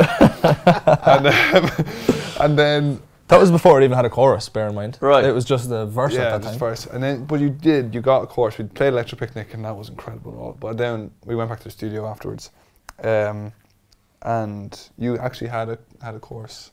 You had a verse. The chorus or a chorus? Like the chorus. The chorus, right. Yeah, and I was like, yes, because I was like, this verse is good. This chorus it better be good, right? And and then he did it. I was like, this is savage, because I had. When I heard the first line, I think I'm broken, I was like, I know exactly how the song's going to sound. Right. You know, so I just needed that really good chorus, and then when I had it, I produced the whole song in like a day. Well, the thing that struck me about the chorus is it comes in so late. It's on the and four. Like, do you know what I mean? Yeah, like the chorus is playing away, and you're going, when's Ryan going to start singing? Yeah. And then he comes in, and that jolts you awake. You know what I mean? Yeah, do you know what that is? That's the beautiful thing about my lack of musical knowledge. That is, and I'm so glad that I don't have a lot of technical musical knowledge, because if I did, I don't think the songs would be as special as they are, because they'd be boring. They'd be very like down the middle. I do things in songs where I'm not supposed to, but I don't know I'm not supposed to do it. Right. Jimmy will say, wow, you're not supposed to do that, but that sounds great. What are you doing? That's all that matters. Yeah, exactly. And that's what happened there. Is like, I'm playing the verse, and the verse, he just ended the verse. I was like, of course, okay, go. Yeah. You know, so it comes in weird. It does come in, But but it comes in weird when you hear the song. It's completely right, completely natural. It works perfect. Yeah. I'm so thankful for my lack of musical knowledge at times like that. It just works. It does. And I'm picking up the pieces. Yeah, Jim's like, right, I'll make it work. We'll move on to more than just tonight, because what I love about this is a note Jimmy sent me about it, which is, I don't remember producing this. No recollection. Now, is this recollection after a night out with the boys from Mathai, No, or is this just a completely professional no recollection? Professional, no recollection. I remember recording the chorus vocal. That's all. I don't remember. I even listened back to the session sometimes of some of the stuff, and I don't remember how I did it. There's actually one thing in it that I don't remember how I did it. I wish I did know how I did it. It's a little lead-in part to the last chorus. It sounds class. I have no idea how I did it. I was going to say, can you please just pull that up and I can give play us a it for listen? you, yes. So if I go to, where did I say it? Right at the last chorus. Yeah. It should be under effects.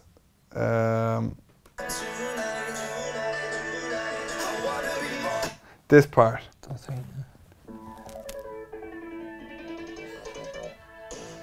I was like, that is class. I have no recollection of how I did it.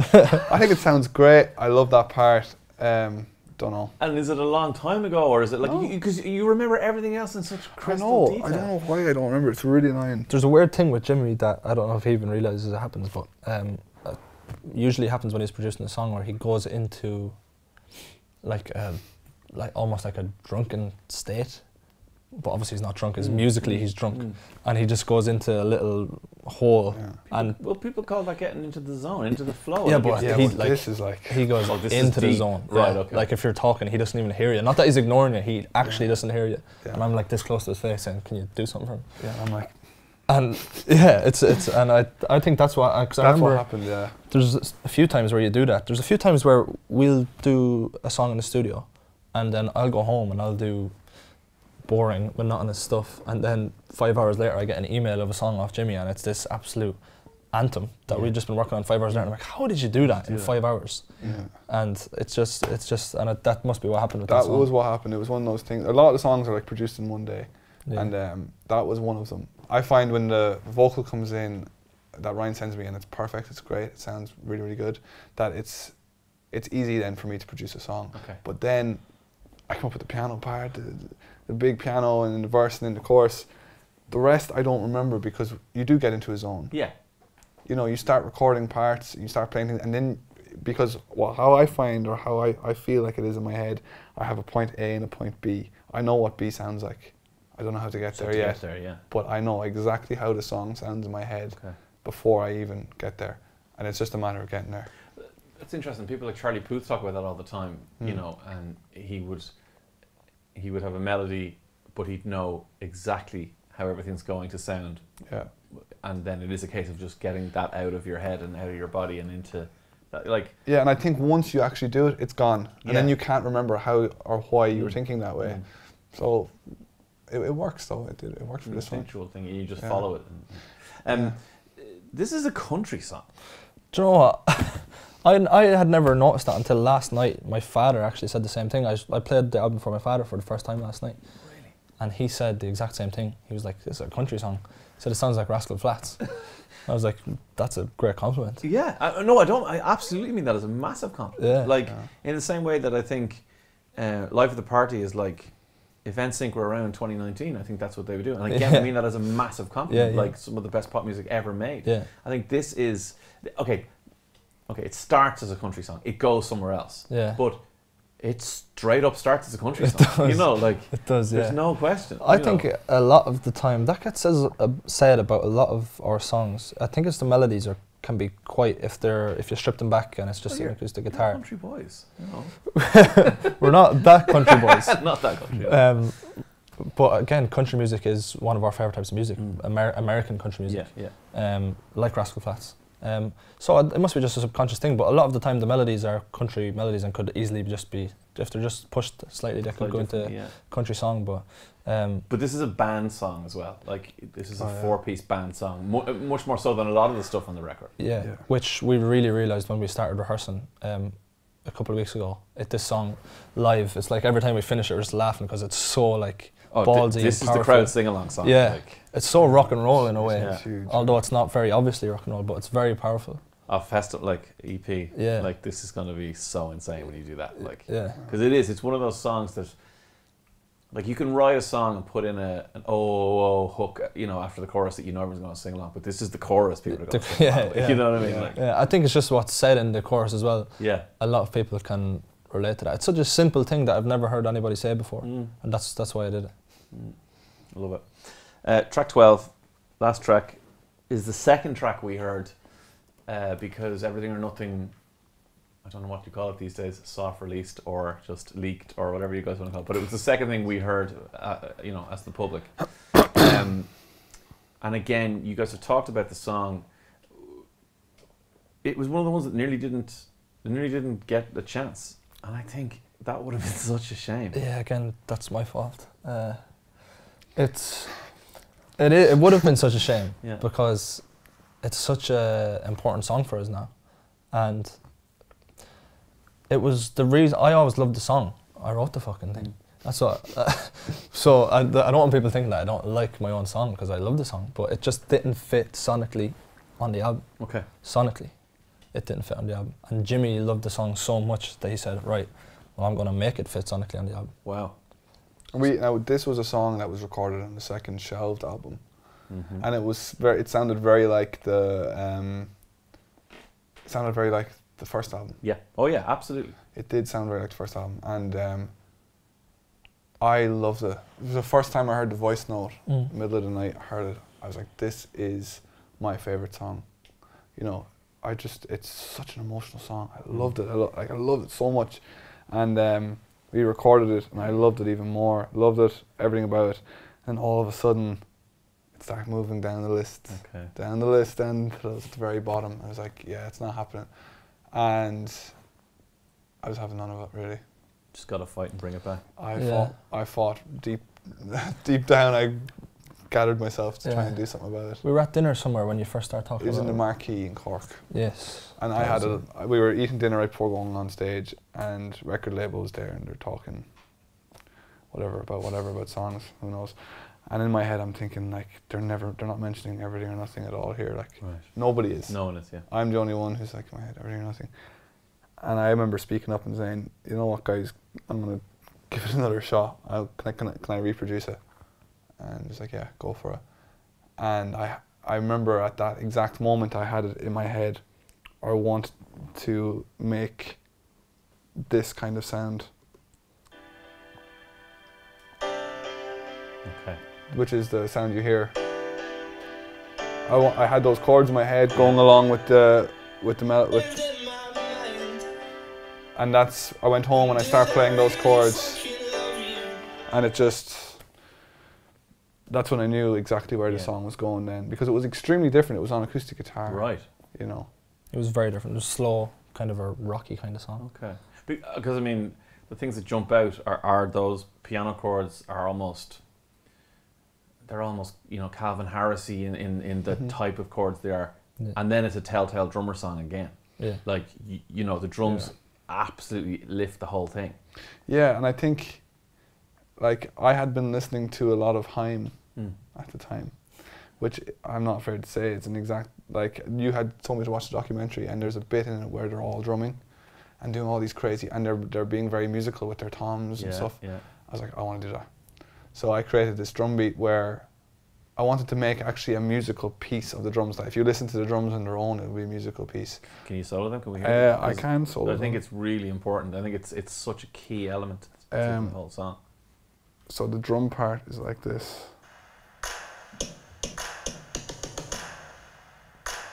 So I had sampled claps. And then by the end, by the second chorus, Wow. you know, and then that just, it's groovy, but Well, that certainly isn't your first record. Like, you know, let's be honest. Yeah. Like, it's not. Like, it's not, and it just, I love that song so much because I really poured everything I could into it to make sure it came back. And when I did that, and I showed it to everyone, I was like, listen to this.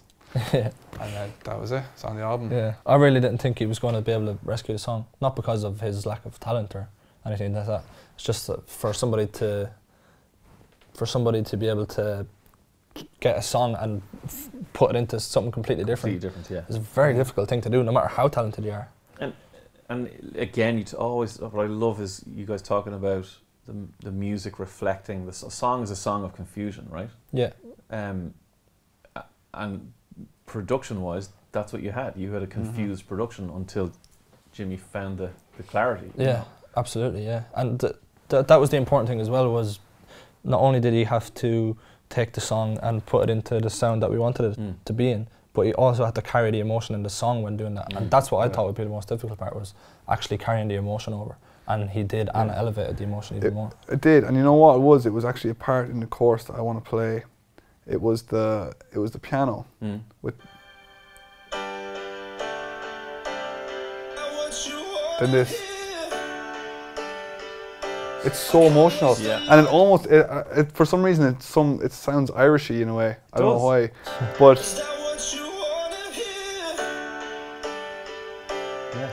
it was just so emotional, that piano. You know, and I was like, okay, I captured the emotion, but it sounds like a 2019 pop song. You know, which was very hard to find, and I think that's what people struggle to do these days, which is be extremely emotional but be extremely current and modern. That is, you know, and another band I can reference doing that is 1975. Yeah. They can sing about something that you don't fully understand, but it's so emotional. It's an emotional song. It sounds emotional and it sounds extremely modern, and thankfully, that kind of went that way. And like I love listening to just the piano and the vocal, because it's so raw and it's so emotional. It is, and part of the emotion is the use of the F word, which for a pop band, I think it's 2019 again. I think back to when I was listening to Metallica in 1980, lots, and you know, there may have been one swear word on the entire record, and it's a speed metal, thrash metal record. Yeah. Now you guys are putting that into a pop song because it warrants it. There's nothing gratuitous about it, which would be very easy to just throw in a few swear words and get an explicit parental advisory sticker and we sell more records. Like it's once on the whole record. Yeah. And it's the right place. It was just a very natural. Everything or Nothing is the most emotional song on the record, personally, and I wrote it at a very emotional time, and I sent it to Jimmy. It was sent to you at like 3 o'clock in the morning, and it just kind of came out of me, that song, and the use of the F word was very natural and not kind of, it wasn't pre-planned. I wasn't saying, oh, maybe I should curse. It was when I was writing the song as I was going, and it just came out of me because that's how I was feeling at the time. So it's a very natural thing, and that's the thing, that's why it kind of resonates, because you can tell that it's natural. You can tell that I wasn't just trying to say fuck in a song. Yeah. It came from a very natural place. Yeah, I mean, look, I have kids and protect them from some things, but like, pop music is one of those things that I'm not going to protect them. I'm not going to sanitize. They listen to whether it's Slipknot or whether it's you guys. Like, the lyrics are there, and you know, if it's just for the sake of it, they're not hearing it. But if it's part of the emotion of the song, I'm fine with that. You know what I mean? Yeah, and that song in general shocked me by the reaction it got, because I didn't expect people to relate to it in the way they did for some reason. I don't know why. I just didn't expect people to be able to relate to that song. I didn't feel like it was relatable to other people. Right. I had experienced what goes on in the song, but I had never spoken to anybody about it. And it's the first time I've ever really used a song as a cathartic way, in a cathartic way. Usually I write songs and they're about my personal life, but I've never actually used it as a means to get through. But you did in this one. And I did, and I think that's why it's so emotional. Yeah, you can tell. Final question about this is there's a backing vocal, which again I love because it's not crystal clear. It's hard to make out what you're saying. I had a guess at "Don't give this love up, you'll never get it back. I'll never forget when you said that." Is that close to right? Completely correct. Is it? Yeah. Yeah, me. But even the confusion about what you're actually saying adds to the feelings in the song. Yeah, it does. And again, that's what we say about the production reflecting what's going on in the song. And that was the moment, especially for me and Jimmy, where we kind of looked at each other. He just said, at one stage, he was like, it needs something here. And I'd been thinking the exact same thing, and I had just come up with the part in my head as we were listening to it. And I was like, I know exactly what you're talking about. Set up the mic, and then we sang it, and we were both just like, that's it. That was the glue that the song needed. And it's a nice reference point in the song as well, because for the whole song I'm talking about my emotions, and then this thing that I'm singing at the end is a quote from the other person. Yeah. So it brings that person's perspective into the world as well, and my thoughts on their perspective.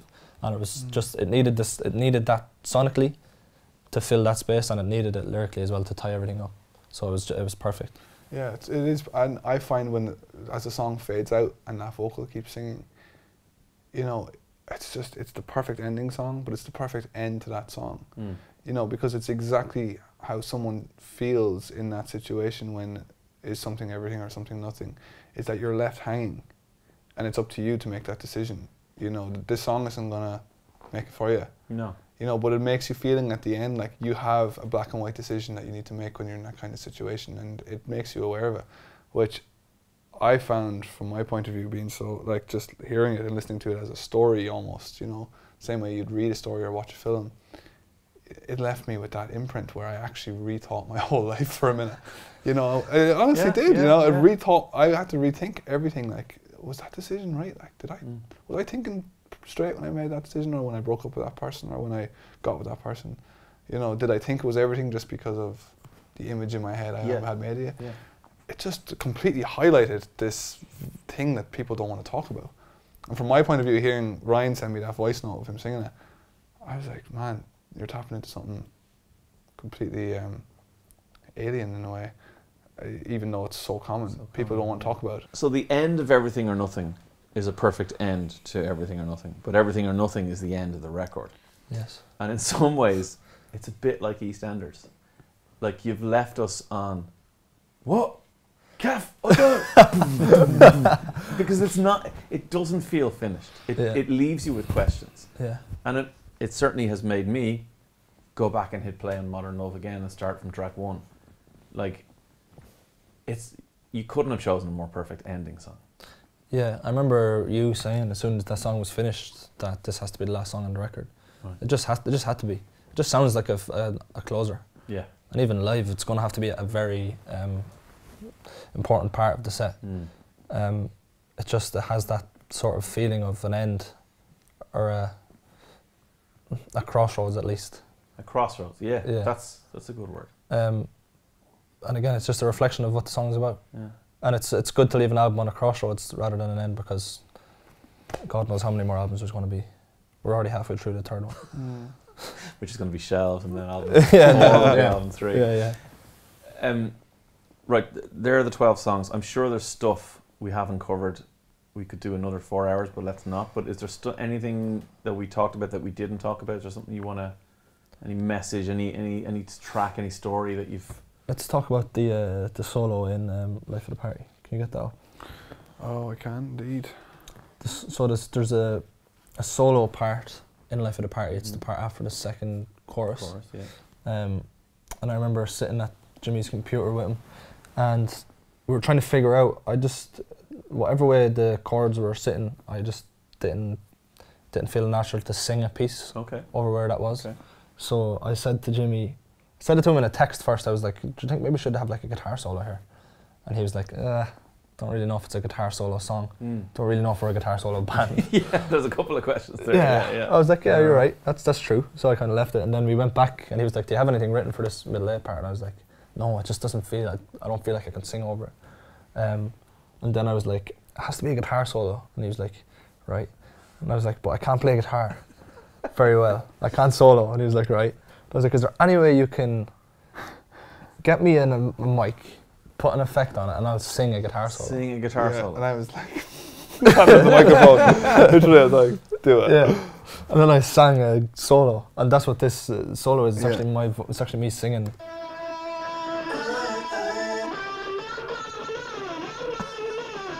Try and scream it. It's me screaming into a microphone.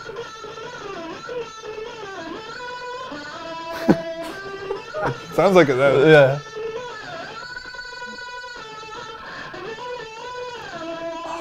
Because the breaths sound like fret noise. Yeah. I was It's sure cool. that was on. I was just sure that was a great own Cardiff guitar solo. Yeah, no, that's me screaming into a microphone. Now live, what's going to happen?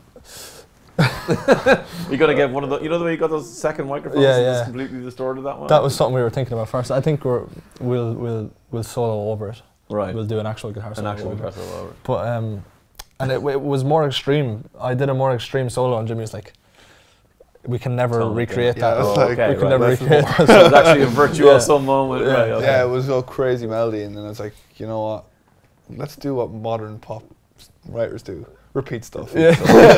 Yeah. Repeat that riff. Yeah. And that sounds great. It really sounds great. Yeah. Sounds wicked. Yeah.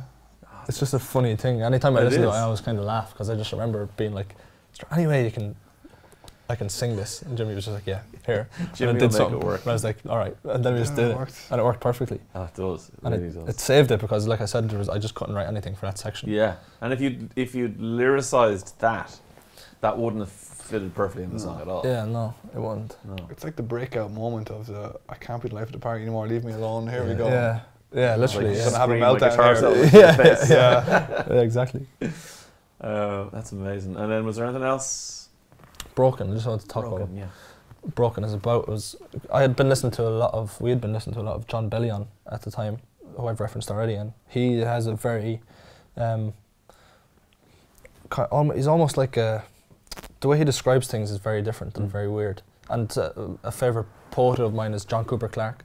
He's my favourite poet of all time, and he wrote a song called "I Want to Be Yours." He wrote a poem called "I Want to Be Yours," which is actually the Arctic Monkeys song "I Want to Be Yours." Right. They took his song, or they took his poem, put it into a song, and in that song he kind of reduces himself to a commodity. So he talks about "I want to be your vacuum cleaner," and I found that now that I look back on it, that's what I did too. But it was subconscious at the time, because when you listen to the lyrics, I think I'm broken, plug me out and plug me back in, and I'll start working. And in the song, I was trying to get across, people are very good at fixing Things. televisions, Yeah. washing machines, Yeah. microwaves, Yeah. cars, and very good at it. They can do it like that. But what I'm trying to get across in the song is why are we not good at fixing people, when that's the most important thing at the end of the day. We can survive without anything. We can't survive without people. And that was something that I wanted to get across in the song by reducing myself to a commodity. And that's something that I just hope people realise when they listen to the song, is that's what it's about. It's about when I reduce myself to a commodity, can you fix me? Yeah. When you stop thinking of me as a person, would you be Right. able to fix me?